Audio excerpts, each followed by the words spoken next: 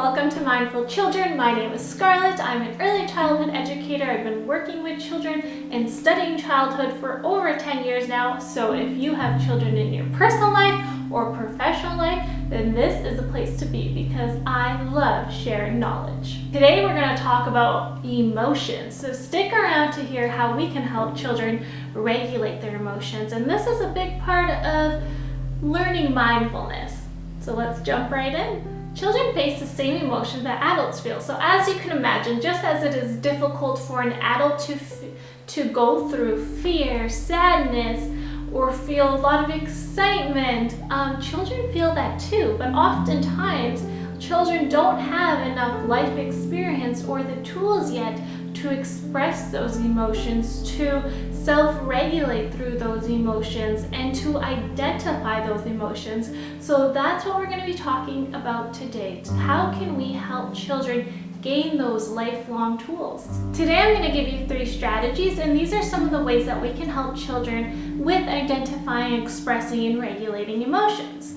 So our first strategy is, of course, helping children to label their emotions, because once children can identify and label those emotions, then they are less likely to act out those emotions. It is important to help children learn about emotions when they are calm, because it can be really difficult for children to understand emotions while they're being overwhelmed by an emotion, because they probably will have a hard time listening and focusing in.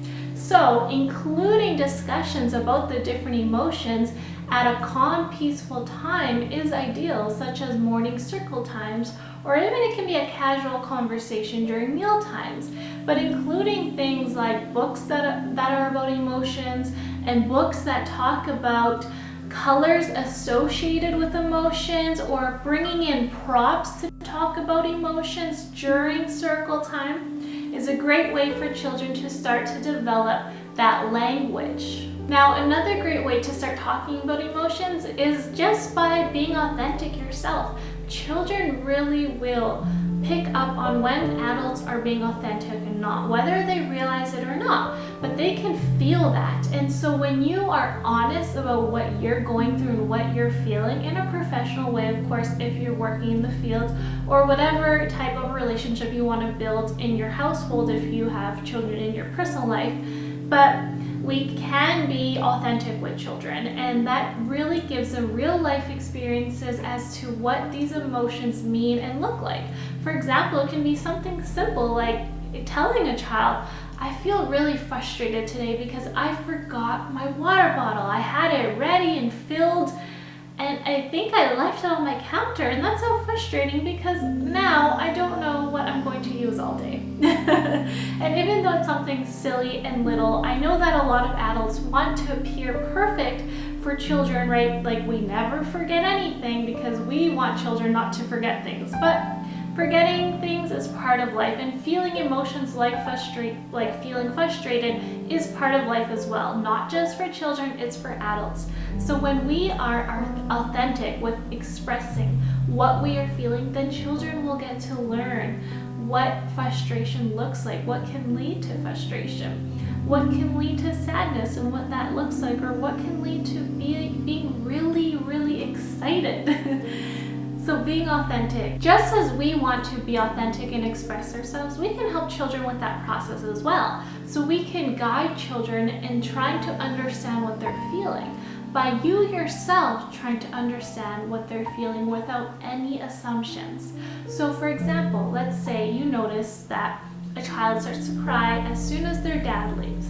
You could say, you're sad because dad left, but that is a lot of assuming. We never know how someone feels, right? We can't ever be sure unless they tell us, because perhaps that child is not sad that their dad left, but mad because their dad forgot to give a high five. We don't know, right? And we don't want to assume.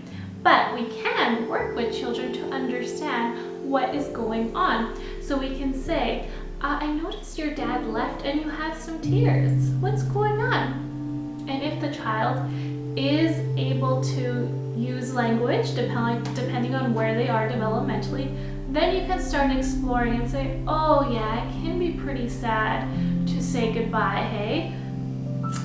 Or if the child is still not grasping onto labeling emotions, you can role model figuring it out without assuming, such as saying, I noticed your dad left and you have some tears. I know that saying goodbye can be sad sometimes to the people we love.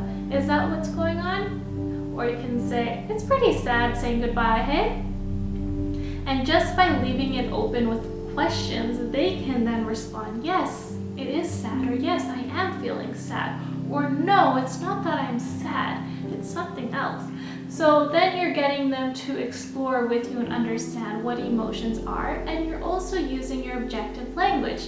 So tears and sadness tend to go together, or saying goodbye sometimes can be sad, but they are picking up on tears, sadness. Okay, they're getting to put exactly what emotions might look like that they will feel or that others are feeling. Now, if you're not sure why a child is feeling what they're feeling, you just see them across the room, all of a sudden you can tell that they're feeling a strong emotion. You can use your objective language to figure it out with them. So for example, you can say, hey, I see you have your arms crossed. Can you help me understand? And from there, the child will probably focus on what happened more than what they're feeling. So that's where you can come in and help them to identify what they're feeling. So they tell you what happened, and you can respond by saying, you know what, you worked really hard on that drawing, and it can be frustrating when someone else draws on your hard work. So you're associating the word frustrating, and you're still leaving it open, saying it can be frustrating because perhaps they're sad, they're not frustrated. But they start to figure out what frustration might look like, such as crossing your arms. What you're doing is that you're giving a potential emotion and engaging a child by asking questions. Now, if these are younger children, I would say when they're approaching the age 3 and older, you can really get them involved. But when they're younger, it'll be most of the adult doing the work, and you might say, oh no, someone drew in your picture. That's sad, right? You're keeping it simple. But as they get older, you can start to get them involved more, asking more questions and get them to do more of the talking. Now, our second strategy, number 2, is to give children a lot of opportunity to talk about emotions. Not only can we include it in our circle time or meal times when we're talking about potential emotions like sadness is a frown, happy is a smile. We also want to give a lot of real life experiences, and I think a lot of the time educators focus on what a child is going through. So when a child is happy, they talk about them being happy. When a child is frustrated, they deal with the frustration of the child. But what can also be helpful is observing other children with each other. So you can be outside and say, hey, do you see Jimmy? He's smiling so much out here. Do you think he's enjoying himself out here? And the child will look over and observe and see that smile and say, oh yeah, he looks happy. So it helps in that way for the child to participate in your observations. You might say, oh no, Jimmy lost his bunny and I see he's frowning. I think he's sad. And the child might say, I think he's sad too. Or if they're younger, they might say, sad, keeping it simple, right? So we can always demonstrate real life experiences of emotions just by talking out loud and just by sharing our observations with other children. Now for older children, 3 and up, you can, instead of saying, I think he's sad or I think he's this, you can ask him, Jimmy lost his bunny. What do you think he's feeling right now? And the child will look at Jimmy, maybe see a frown, maybe see some tears, and will maybe be able to say, I think he's sad, we should help him.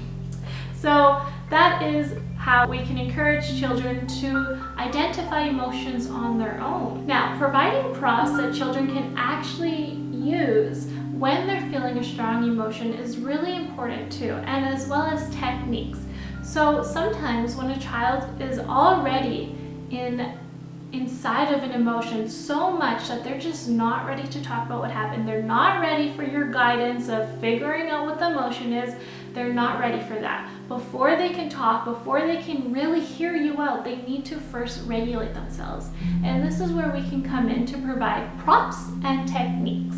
For example, if in circle time you read a book that had to do with emotions and colors, during an activity time you can get children to get involved in creating props that they can then use later on for self-regulating. So if you were reading a book about colors and emotions, children can create their own jars of the different emotions, like red for angry, blue for sad, etc.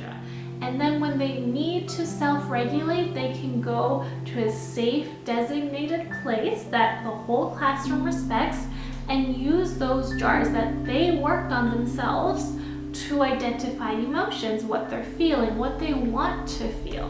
Because children are more likely to participate and use props that they help to create. So in this designated safe place, you can have different types of materials that can help with calming, such as using something that allows for repetitive action that kind of lets them to focus on something else so that their body calms down, such as using cassettes. Cassettes are great because they can just pull and pull and pull on the tape, and it's kind of like looking for things that they might be able to deconstruct can be helpful when they're feeling a strong emotion and need to find a way to calm their body down. Providing opportunities to squeeze and use those fine motor skills to calm their body down is quite helpful as well. So you can provide a water activity that involves squeezing toys to calm the body down. You can give them some Play-Doh to squeeze. That can help with calming down. You can provide one of those stress balls in that designated quiet place so they can just lay back and squeeze that ball. Smelling is something great that can calm down the body as well. So in that designated safe place, you might have some old essential oil bottles that are now empty but still have that smell, so the children can smell those as well. You might be able to find an activity for them to let their emotion out that is unique, because sometimes they don't want to go to that designated safe place and use the same props that they use every day. So it's good to have some activities in your pocket that you can easily, quickly pull out and give them some space. So for example, you put out different colors of markers or crayons on a large piece of paper and they can color really fast, really slow. You can even give them some music to color fast, to color slow, or just let them explore the different colors and tempos to move to. Now, what happens if you are at the park or at the mall and all of a sudden your child is overwhelmed by an emotion? They can't hear you, they can't focus on what you're saying, they need to self-regulate, but they don't have access to all of those props that we just mentioned because you're out somewhere else. Now, this is where we want to give children techniques that they can use anywhere, anytime. And breathing is huge for this because you can breathe anywhere, anytime. So one breathing activity that we do in our circle time as part of our yoga practice, so that children are already calm, then they can easily remember the technique when they're feeling overwhelmed by an emotion. This technique just involves breathing in and out. So the idea is to breathe in, and as you breathe in, your belly gets bigger and bigger and bigger, it fills up, and then as you breathe out, it goes down and down and down. So as your tummy goes up and down, you might be able to find an object such as a stuffy, so you can lay down and watch the stuffy go up and down. And that's how we tend to do it in yoga. But if you're in a public place, there might not be a place to lay down, and you can always do that just standing, and you can use your hands so the child can see their hands go out and in, out and in. And some other breathing techniques is just things like making hot chocolate. You just rub your hands together, you make a bowl, you smell the hot chocolate, and you blow on the hot chocolate. You smell the hot chocolate and blow. And what's fun here is that children like to drink it, and that gets them to giggle a little bit sometimes. So you want to have techniques within your house or classroom that they can physically do, but you also want to have techniques that you can pull out anywhere, anytime, such as breathing, because you need nothing for it. These are some of the strategies we can help children to regulate their emotions, identify their emotions, and express their emotions in a pro-social way, rather than just reacting to their emotions. We're getting them to respond to what they're feeling, which there's a big difference between reacting and responding. So the more that we give children the tools to identify, to express, to self-regulate, the more that they will be able to be mindful, aka respond to what they're feeling, and not just react and act out whatever emotion they're having, such as throwing a puzzle across the room because it's getting challenging. Being able to express ourselves in a pro-social way is honestly a skill that we need in all of our lifetime. I'm sure we can all think of an adult, or maybe it's ourselves, that sometimes we don't know how to say that we are sad about an action. We don't know how to say we're mad, or sometimes even adults were never given these tools, so they find themselves road raging. They find themselves not expressing themselves to their partners and then exploding. They find themselves having a hard time to do teamwork at work. They find themselves to have a hard time doing teamwork in sports. These are tools that we need in all areas of life, honestly forever. So we're starting young by giving them tools to express themselves, which will set them up for success in all areas of life. And that's what we're all about here in Mindful Children. We want to give adults tools to help children be mindful in their day-to-day life through simple things like identifying and expressing emotions, a lifelong skill. So feel free to like this video and subscribe so that we can provide you with a lot more information and more tools and techniques to give children the life that they truly deserve.